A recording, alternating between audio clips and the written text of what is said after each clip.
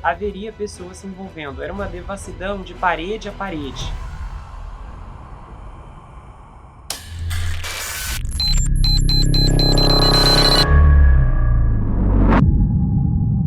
Olá pessoal, bem-vindos a esse canal, eu sou o Gustavo Negreiro, seu psicanalista favorito, e hoje estamos em mais um episódio da saga investigativa do Sean Combs. Lembrando que eu tenho coberto esse caso desde o começo, você na página inicial você vai encontrar a playlist, a saga, os episódios organizados em ordem cronológica, desde a biografia inicial até esse momento, com a cobertura dos fatos de tudo que tem acontecido até aqui. E eu quero te fazer uma recomendação muito especial que eu vou deixar fixada aqui no primeiro comentário. Se você ainda não assistiu, você tem que conferir o episódio investigativo que foi exibido recentemente, envolvendo essa mãe monstruosa.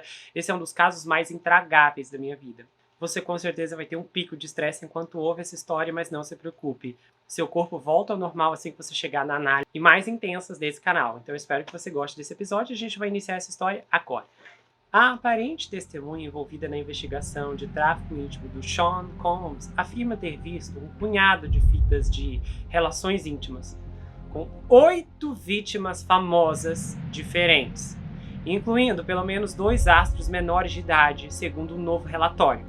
O Courtney Burgess, que testemunhou perante um grande júri em Manhattan na última quinta-feira de outubro, afirmou em uma entrevista ao Banfield, da News National, que viu 6 celebridades masculinas e 2 femininas envolvidas em atos íntimos com o magnata da música em ruínas. Questionado sobre quantas estrelas pareciam estar sob influência ou embriagadas nas fitas, o Courtney alegou todas elas. E ele continuou afirmando que todos pareciam ser vítimas. Das 8 celebridades, ele inicialmente afirmou que 2 eram menores de idade, antes de dizer mais tarde que 2 a 3 provavelmente eram menores de idade. As supostas fitas aparentemente estavam incluídas em 11 pendrives que ele alega terem sido dados a ele pela ex-namorada do Sean, a Kim Porter. O Courtney também conta que ser um dos antigos associados da Kim quando ele trabalhava em Atlanta fez com que ele recebesse um manuscrito das supostas memórias da falecida modelo, detalhando seus anos como acusado de tráfico íntimo. Ele não explicou o porquê ou quando a Kim lhe deu as fitas, e também não ficou imediatamente claro quando ou se o Courtney entregou as evidências aparentes aos investigadores. Enquanto isso, Sean entrou com um pedido de agilização de uma ordem de silêncio depois que o Courtney diz à imprensa que estava em posse de algumas das supostas fitas.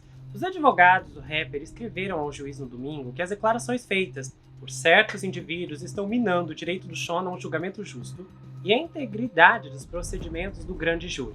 Como o tribunal sabe, o Sr. Combs entrou com uma moção para restringir declarações extrajudiciais de potenciais testemunhas e seus advogados, a qual o governo se opôs. A resposta do Sr. Combs deve ser entregue em 8 de novembro de 2024, segundo a carta obtida pelo Page Six. No entanto, dado o dano iminente de certas declarações extrajudiciais relacionadas aos procedimentos do grande júri em andamento, solicitamos que o tribunal imediatamente restrinja declarações extrajudiciais de potenciais testemunhas e seus advogados durante a pendência da moção.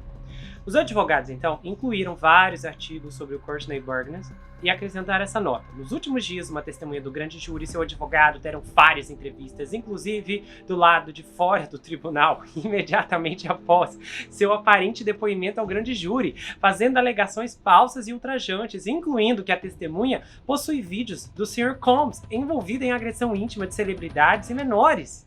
Os advogados disseram que o Courtney foi intimado após fazer declarações públicas nas redes sociais de que possuía vídeos de celebridades, incluindo menores, sendo atacados intimamente pelo Sean. Essas histórias se espalharam rapidamente pela mídia e criaram a impressão de que tais vídeos existem, o que é falso, e que o governo está, na verdade, dando créditos às suas alegações sensacionalistas, o que é profundamente prejudicial. E não muito depois desse debate, o Sean comemorou seu aniversário atrás das grades com um telefonema de seus 7 filhos. O magnata em apuros parecia surpreendentemente positivo, apesar das acusações bombásticas contra ele.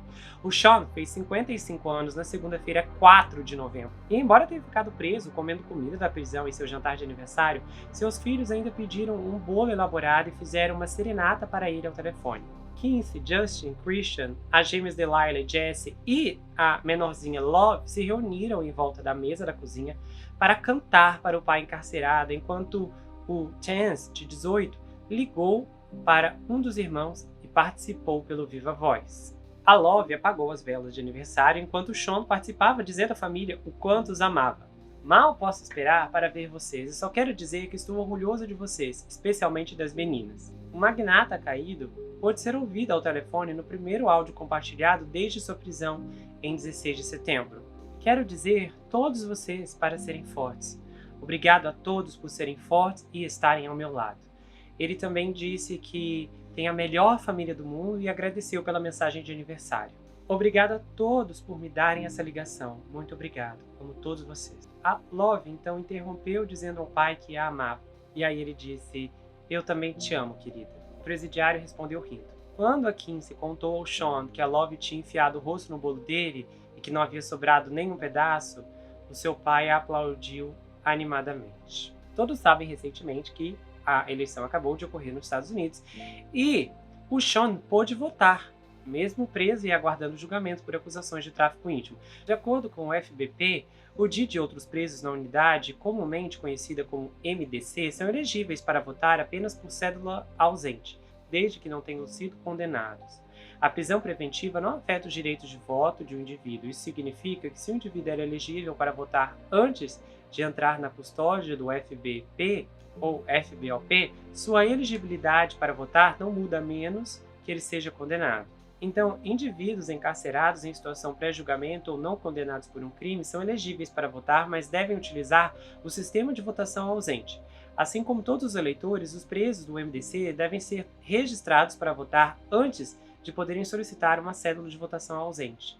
Mas receber e enviar uma cédula de trás das grades tem alguns obstáculos adicionais. Indivíduos encarcerados devem usar seu endereço residencial como endereço residencial, não seu endereço de prisão ao preencher o seu requerimento de registro de eleitor. Uma vez registrados para votar, eles devem listar a unidade do FBOP em que estão encarcerados em seu requerimento de cédula de votação ausente como seu endereço de correspondência. O filho mais novo do Sean, o Christian Combs, inclusive, disse, depois disso, que estava assumindo o Instagram do magnata em um vídeo compartilhado na conta do seu pai na quarta-feira. Ele falou assim, olha, eu estou assumindo o Instagram do meu pai, vamos postar vídeos, espalhar boas energias e levar vocês pela memória de todas as coisas positivas que ele fez. Então fiquem ligados e assistam a isso. Vamos lá! Só que agora, novas informações sobre as festas do Sean continuam chegando, porque veio à tona que ele não poupou despesas ao planejar suas festas freak-offs, e até colocou centenas de espelhos nas paredes e no teto durante um evento, para que ele pudesse ter uma visão melhor da devassidão. Segundo uma planejadora em entrevista ao The Post, ela disse assim, para onde quer que você olhasse, você se via refletido repetidas vezes. Você pode imaginar como seria quando as pessoas estivessem sem roupa, se envolvendo no chão, nos sofás, onde quer que esteja? O evento foi parte de uma das muitas festas do Diddy que se transformaram em uma orgia no decorrer da noite. E o dinheiro não era problema. Esses arranjos custavam $500 mil por festa. Isso serve tanto para a parte principal quanto para a festa da orgia depois. Dias depois do evento, os espelhos foram removidos e a mansão voltou ao seu estado original. Ela disse que era definitivamente uma vibração que ele queria passar, que em todo lugar que você olhasse, haveria pessoas se envolvendo. Era uma devassidão de parede a parede. O The Post verificou de forma independente que a planejadora, que pediu para não ser identificada, trabalhou com o Sean no início e meados dos anos 2000. A planejadora disse que foi contratada para providenciar a comida, o álcool, o entretenimento e a decoração, mas não teve nenhuma influência na lista de convidados ou no componente íntimo dos eventos. Ele estava contratando homens e mulheres que se autodenominavam modelos, mas parecia óbvio, pelo menos para mim, que na verdade eram profissionais de relação íntima. Mas esse não era meu papel. Esse era o papel de um membro da equipe dele. Eu apenas cuidava das coisas do mainstream. Quando se tratava de dinheiro, tudo o que ele perguntava era: vai ter uma grande festa? Se a resposta fosse sim, ele estava disposto a pagar. E não demorou muito para que o juiz federal rejeitasse a tentativa do Sean de silenciar todas as potenciais testemunhas em seu caso criminoso de tráfico íntimo na sexta-feira, dia 9, dizendo que as suas preocupações não superam o direito de uma suposta vítima à liberdade de expressão. A equipe do Sean entrou com uma ação pedindo uma ordem de silêncio para impedir que os possíveis testemunhas e seus advogados falassem publicamente depois que mais de uma dúzia de processos civis foram abertos alegando agressão íntima e após entrevistas à mídia que uma testemunha deu após comparecer perante o grande júri. O juiz Arun Subramanian disse que está equilibrando o direito do Sean a um julgamento justo com os direitos da primeira emenda de suas supostas vítimas. Ele escreveu: olha, nem todas as supostas vítimas serão participantes desse caso, e uma restrição geral à fala delas silenciará indivíduos que podem nunca ter nada a ver com os procedimentos aqui. Em qualquer caso, alternativas menos restritivas devem ser consideradas e rejeitadas antes de impor uma restrição à fala. A ordem foi emitida no momento em que a equipe jurídica do Sean tentou novamente na sexta-feira ser libertado da prisão preventiva, oferecendo um pacote de fiança muito mais robusto, e afirmando que o caso criminal do governo contra ele é tênue, de acordo com o novo processo judicial. Agora o Sean sugere prisão domiciliar com monitoramento de segurança 24 horas e restrições quase totais à capacidade dele de contatar pessoas que não sejam advogados. O produtor e rapper já teve fiança negada em setembro, com o juiz dizendo que o governo havia fornecido evidências suficientes de que o Sean era um perigo para a comunidade, um perigo para obstruir a justiça e intimidar testemunhas. Ele também disse que o pacote de fiança proposto pela defesa era insuficiente. Seus advogados disseram que as novas medidas propostas devem garantir ao tribunal que ele não interferiria com testemunhas nem colocaria outras pessoas em perigo. Os advogados também argumentaram que a prisão federal no Brooklyn, onde o Sean estava desde a sua prisão, não tinha recursos para ajudar o Sean a visualizar as volumosas evidências em vídeo e fotografia do caso para construir sua defesa. Aí eles disseram assim: apesar dos melhores esforços do MDC para facilitar as necessidades da equipe de defesa, o acordo atual torna a preparação para o julgamento impossível, como evidenciado pela recente varredura, multiagências da instalação e o bloqueio resultante. Essa parte se referia a uma varredura multiagências da instalação no final de outubro que recuperou vários dispositivos eletrônicos, substâncias ilícitas e apetrechos associados, além de armas caseiras. Embora Sean esteja detido no MDC Brooklyn, a operação não está ligada a uma magnata da mídia e a prisão tem um longo histórico de problemas. Os promotores federais começaram a entregar evidências de que, segundo a defesa, prejudicavam o caso do governo. O governo claramente enganou o tribunal e ocultou os fatos verdadeiros durante a audiência inicial da fiança. Em outras palavras, as alegações do governo são incrivelmente fracas e contraditas pelo depoimento de suas próprias testemunhas e pela descoberta recebida até o momento. Eu pensei muito nesse vídeo. É lógico que os advogados do Sean devem ter orientado os filhos a publicar aquela gravação para promover algum tipo de comoção, contra-ataque aos ataques violentos que tenham ocorrido contra a imagem dele. Então, se aquilo tudo não foi bem encenado ao nível assim meticulosamente roteirizado, eu realmente fiquei pensando na pequena, na Love, que não tem capacidade compreensiva nenhuma para ter uma noção do que está acontecendo com seu pai, da gravidade das acusações e talvez da perspectiva que ele nunca mais vai sair da prisão, a menos que seja por fiança. E aquele filho dele, o Christian, eu não suporto esse garoto. E para ser franco com vocês, tudo que tem saído dele desde que ele entrou nos holofotes por conta do pai, além da acusação de violência íntima contra ele, esse garoto parece que não tá nem aí.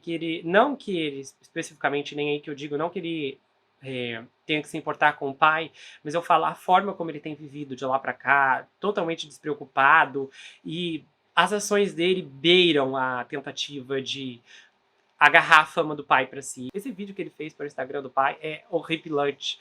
Estou assumindo o Instagram do meu pai, francamente.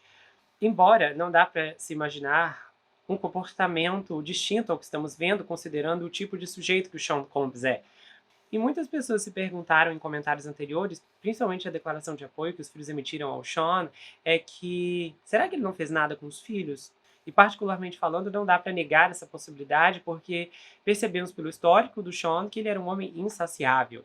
E que se ele conseguiu ter graus de bloqueio, ou então fatores que de alguma forma fizesse com que ele enxergasse seus filhos como seus filhos e não como objetos íntimos, seria impressionante e eu acho até mesmo que um rico material para estudo.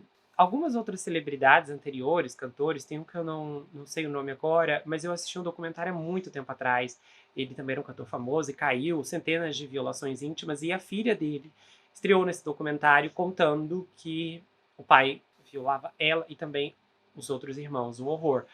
Infelizmente, há uma tendência, uma inclinação para que esses monstros exerçam suas atividades íntimas e ilícitas com seus próprios filhos também. E aqui a gente tem uma construção psicológica muito profunda, enraizada, quando se trata do transtorno pedofílico. Alguns de vocês sabem, eu tenho um vídeo por aqui, eu trato pacientes que sofrem com essa questão. Para ser franco, todo mundo que eu atendo agora está em remissão dos sintomas.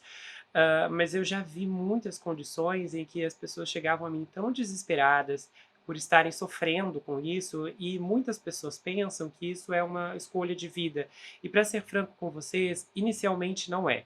Todos os casos que eu atendi, exceto um, havia um histórico de uma violência sofrida por um monstro muito mais velho quando aquele indivíduo era um menor. Normalmente, infelizmente, acontece quando as pessoas são menores. Ali há muitas restrições à sua capacidade de se defender, e essa impossibilidade faz muitas vezes com que determinados monstros ataquem suas vítimas por anos. E eu já ouvi muita história de violência íntima, gente, vocês não têm ideia. E eu fico surpreso com a criatividade das mentiras dessas pessoas, de como eles manipulam o fato de promover um jogo de silêncio mesmo, porque eles assustam tanto suas vítimas, eles conseguem erguer uma concentração elevada de intimidação que, infelizmente, leva essas pessoas a ciclos prisionais, onde elas ficam presas no evento, não conseguem superá-lo e muitas vezes esses efeitos são sentidos não apenas internamente, como externamente também, através de outras pessoas, da família, dos filhos, dos cônjuges. Pessoas que levam essas experiências adiante. E se não levar através da duplicação do próprio ato, o evento original que submergiu o indivíduo, a pessoa vai manifestar isso através da violência, através da grosseria, da raiva, da impaciência, do furor das palavras, dando continuidade a um legado, não o mesmo legado, mas a um legado de dor. A dor é diferente, mas ainda continua sendo dor, continua sendo dolorido, sofrido para aqueles que estão perto e que não entendem de onde vem isso, por que a pessoa é assim, por que ela fala assim comigo. E tem muitos aí que carregam essa dor para si, pessoas que não falam do que aconteceu, pessoas que de alguma forma sentem um medo tão grande, uma opressão tão avassaladora, que elas sentem que guardar para si esse segredo e não compartilhar com ninguém, de alguma forma será produtivo quando não é. Não estou dizendo que você tem que contar a sua experiência trágica para todo mundo, mas você precisa contar para uma ajuda especializada. Alguém que fará diferença na sua história, que promoverá uma reflexão intensa das suas emoções para que você consiga se enxergar como você realmente é e não como você se vê pelas lentes do evento. As lentes do evento são sujas, são de baixo nível, são mentirosas, não são íntegras, não são corretas. Não há justificação apropriada da experiência pela própria experiência, porque a linguagem da dor se concentra na matéria-prima do que foi sentido na primeira pele, na segunda pele, na terceira pele, em todas as camadas do seu ser.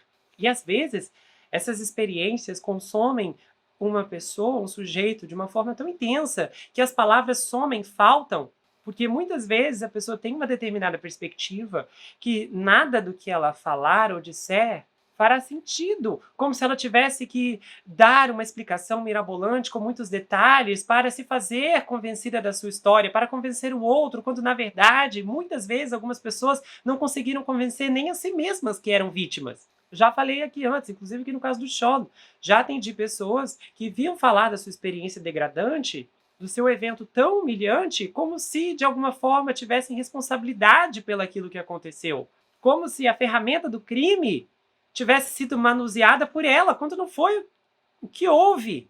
A forma como a pessoa profere a própria história, essa narrativa, e muitas vezes uma narrativa corrompida pela culpa, que modifica as lembranças para fazer o indivíduo se adaptar àqueles fragmentos, que são espinhosos, diga-se de passagem.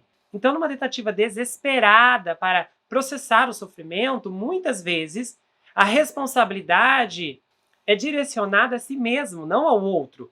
O indivíduo passa por um processo de retroflexão. Então, quando eu desconto em mim mesmo a angústia, a dor, a revolta, a raiva que eu estou sentindo, do outro, de um evento externo que me atingiu, de algo que me incomodou. Então, aquela energia acumulada no sistema nervoso do indivíduo, ao invés de ser descarregada de uma forma apropriada a um ambiente externo e seguro, é retroalimentado do indivíduo para ele mesmo. E essa dor encoberta, manifesta e real, ela se desloca aqui dentro. É como se ela saísse de um lugar para o outro, provocando diferentes sintomas. Então, a dor que estava aqui vai para cá, o sofrimento que estava aqui vai para os olhos e por aí vai.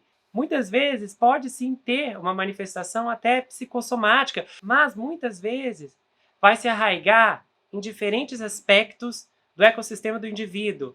Então, num dia ele vai sentir uma maior angústia, no outro ele vai ficar mais ansioso, na quinta-feira ele fica mais triste, na sexta mais desanimado. Como essa dor se desloca, ela vai provocando diferentes efeitos. E muitas vezes essa vítima tem dificuldade de nomear o que está sentindo ou por que está se sentindo dessa forma, porque essas respostas emocionais mudam o tempo todo.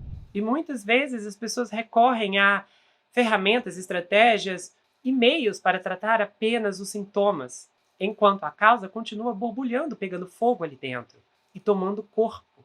Existem pessoas que não sabem nem o que é respirar adequadamente, porque o ar é pesado, é angustiante, e muitas vezes o ar que o indivíduo sente em si mesmo, sente jogando para fora, recebendo, respirando, expirando, é o ar que ficou associado àquele momento, que produziu um desespero tão intenso, um medo tão grande, que interferiu em vários processos de funcionamento do corpo, da mente, das emoções, e até as respostas sensoriais ficam comprometidas. As experiências sensoriais de uma pessoa ficam limitadas à capacidade, muitas vezes, de tocar, de ouvir, de ver, de falar, olfato, tato, paladar, visão. Uma vez eu atendi uma moça que não sentia cheiro algum. Ela não sentia absolutamente nada. Você podia abrir o gás na cara dela e nada, absolutamente nada, não sei quantos anos. E quando foi tratado, seu olfato voltou, porque o olfato era um sintoma, era um meio dela entender que havia alguma coisa errada, que não foi resolvida, que não foi cuidada. Era um grito de socorro. Tente sentir suas emoções nesse momento. Tente olhar para dentro de si mesmo, percebendo através da neurocepção quais são as suas sensações internas. Você está com sede, você está com fome, está com frio? Qual é a temperatura do seu corpo? Hoje em dia há um foco tão exagerado e exacerbado com os cuidados externos que são importantes, não podemos negar isso. Mas nenhum cuidado externo, nenhum tratamento, nenhuma cirurgia plástica ou aplicação de ácido que for vai substituir a ausência de atenção apropriada que uma determinada parte de você ou que você nunca recebeu, quando precisava ter recebido. Certos nutrientes pelas mãos de outras pessoas que eram figuras importantes, às vezes as figuras parentais, e você não recebeu. Mas saiba que você pode receber agora. Ah, mas esse indivíduo, meu pai, minha mãe não está aqui, já foi embora, já faleceu, não importa. Não estou falando deles, se trata de você. Você pode ser o seu veículo, promovendo uma atenção e um olhar gentil, caridoso e respeitoso para si mesmo.